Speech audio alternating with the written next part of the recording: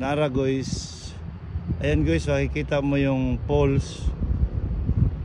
Nanggaling siya dun sa isang malaking butas sa kuweba. Tapos palabas. Pero ang galis eh oh.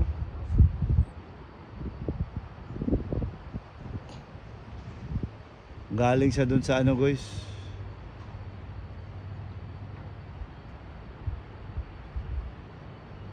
Oh, ito yung lugar na ito sa Negros guys. So ayan, kabundukan, kabundukan.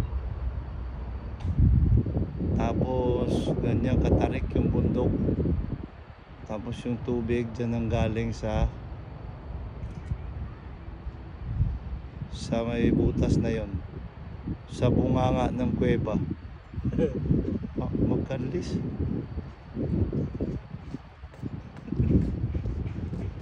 Ayan guys, so napaka yawa nang pagka-design eh. tawa eh oh.